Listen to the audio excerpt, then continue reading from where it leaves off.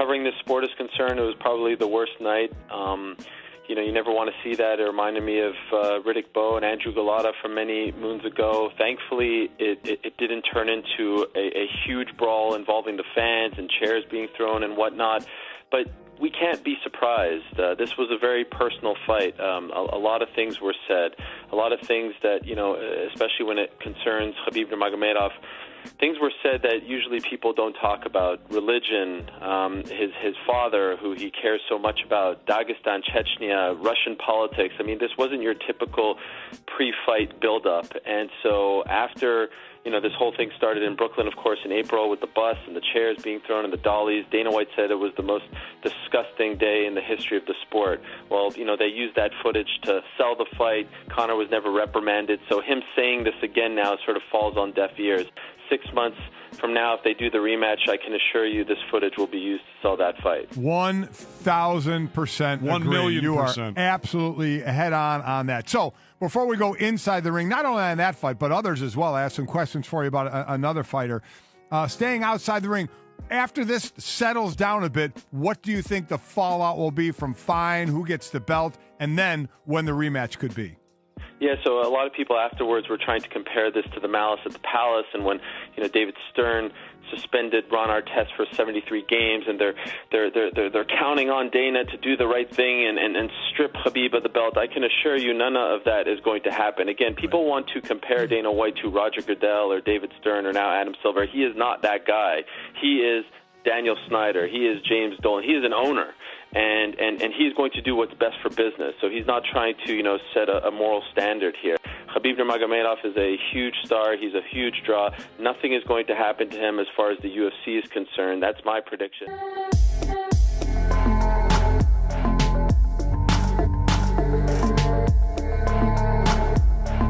Yeah, the thing about him is once he gets a hold of you, takes you down, he has that unbelievable pressure where he stays so close to you, you can't move. And then once he gets in position, he destroys you. And even when he started wearing Conor down and they stood up, he was beating Conor boxing. Like the striking stuff in the middle of the ring, Conor was landing some stuff here and there, but not really much that bothered him. He was the one landing the crisper shots because he'd already worn him down on the ground. I mean, the best pound-for-pound fighter in the world right now? Yeah, definitely. And what he said was his corner told me that what the plan was to go in there, wear Conor out, and then he wanted to knock him out standing. That was what he really wanted to do. But you go in and obviously taking Conor down and finishing him that way was much easier. So he did what he always does. I want to go there's back. a lot of guys who fight. There's a lot of guys who fight that style that make it very boring. There's nothing boring about the way Khabib fights and wins.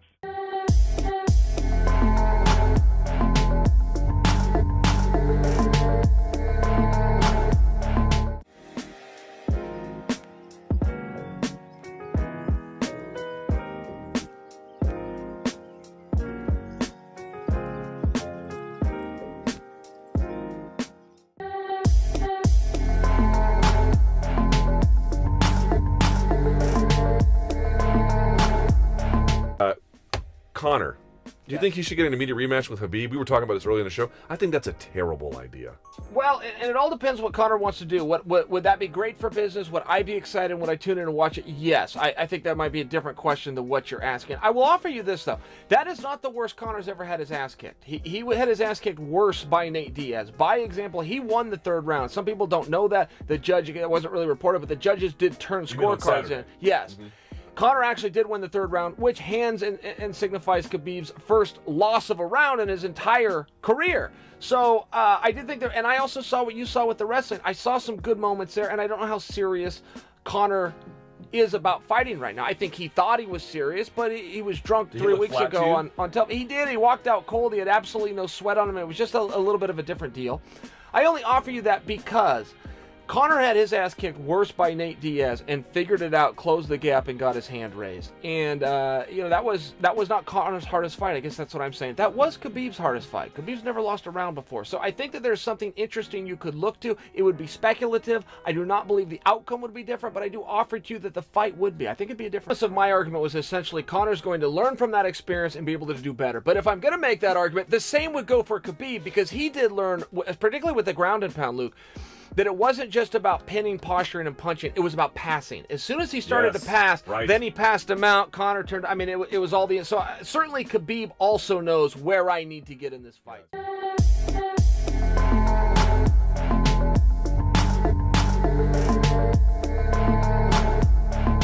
He looks amazing. He looked absolutely amazing. You know, I expected the first 2 rounds to go as they did. You know, Khabib's persistent with the takedowns was eventually going to put Conor on his back. Conor's takedown defense looked good. I think his conditioning was good as well. You know, he kept up for as long as he could. But ultimately, you know, the onslaught of Khabib is too much for anybody at the moment that we've seen. You know, whether Tony Ferguson could offer something else or not. But Conor didn't really have a great deal on his back. He was so focused on trying to hold Khabib off that he was on the defensive the majority of the time, and then nobody expected to see him get knocked down with a big overhand right. I think he even covered more distance than Khabib was expecting, and that just shows you the intention in those punches. Yeah, absolutely. You know, it was at the end of the second where Khabib, you know, really had Conor on his back and was raining down the ground and pound and really pushing for the finish. And then I thought Conor had his best round in the third, and I thought, wow, maybe the tails have turned now. Maybe this is where Conor comes on strong. Khabib's going to slow down a little bit, but then towards the end of the third round as well, Khabib got another takedown and was completely dominant on top again. You know, it's hard to give Conor a share of any round in that fight. You know, I think I give him the third, but more just because he'd done better than he'd done the first 2 rounds where he was completely dominated.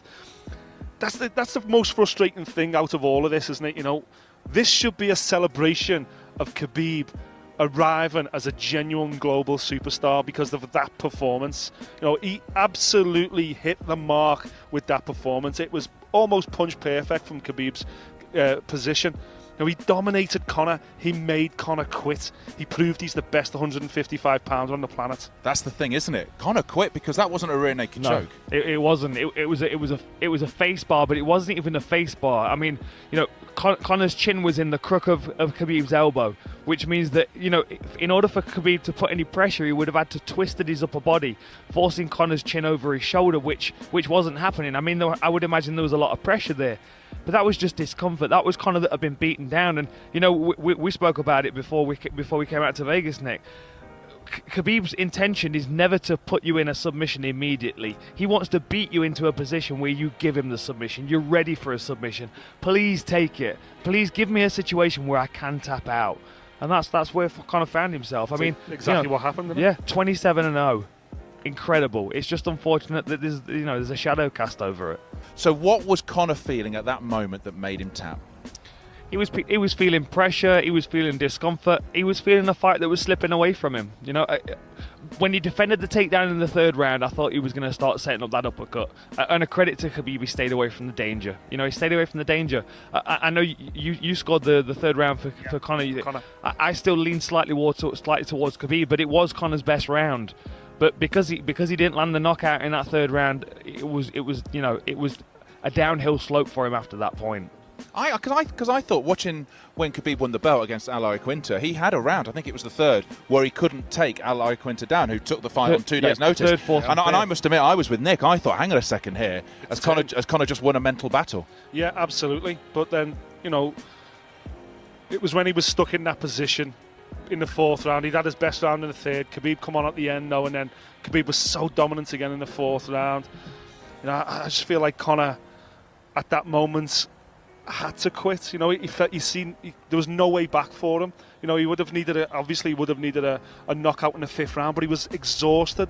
He'd spent best part of 20 minutes on his back, getting pushed into certain positions, grinded up against the fence, hit with ground and pound, hit with elbows. He had no answer for Khabib's top control, no answer whatsoever. It was like a black belt against a white belt at times. It was so dominant from Khabib. Conor just couldn't do anything about it. Yeah, I mean, it was not only was there pressure, but every time Conor stopped trying to work to the escape, he was dealing with ground and pound as well. And unfortunately for Conor moving forward now, you know, although he's the greatest trash talker that we've seen in the sport so far, everybody that he's trash talking now is going to say, yep, but I just need to take you back. Yeah. You know, that's the weakness. We just get behind you. There's a blueprint now. Right, exactly.